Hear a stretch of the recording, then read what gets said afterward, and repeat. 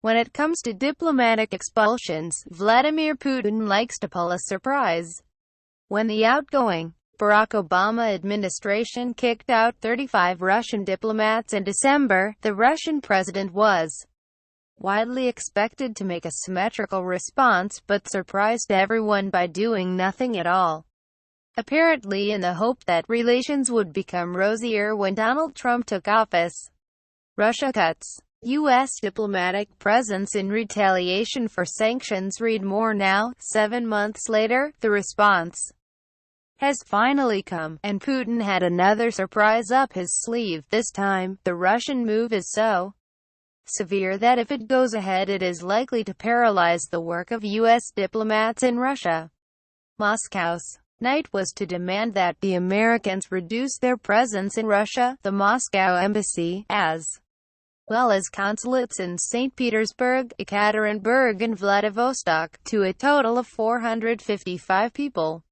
The main victims of the huge cult demanded by the Russians are likely to be the embassy's local Russian staff. Standard diplomatic practice when it comes to expulsions is an eye for an eye. You kick out 8 of our diplomats, and we'll kick out 8 of yours.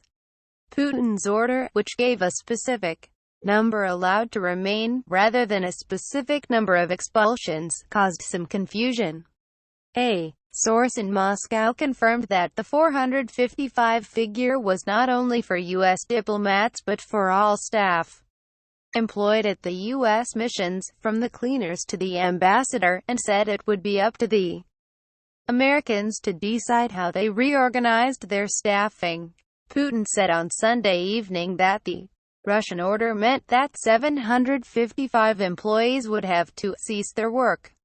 The U.S. Embassy has refused to comment on how many staff it has and what the breakdown is between local hires and diplomats, but a 2013 internal report into the Russia mission noted that the State Department deployed 301 diplomats and 934 locally hired staff positions in Russia, allowing for small changes over the past 4 years. This would fit roughly with Putin's statement that 755 should be dismissed to leave a total of 455. Theoretically, this could mean the Americans could merely release the majority of their local staff and would not need to send any diplomats home, but the embassy relies on a huge staff of caterers, drivers, gardeners and cleaners to keep it running.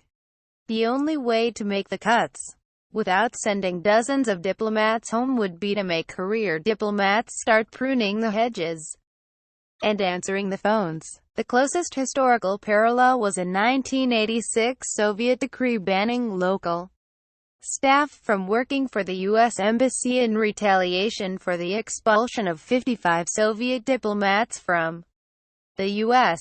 The order meant that for a brief period the ambassador had to drive himself around Moscow. His wife did the catering and U.S. Marines worked at the embassy bar.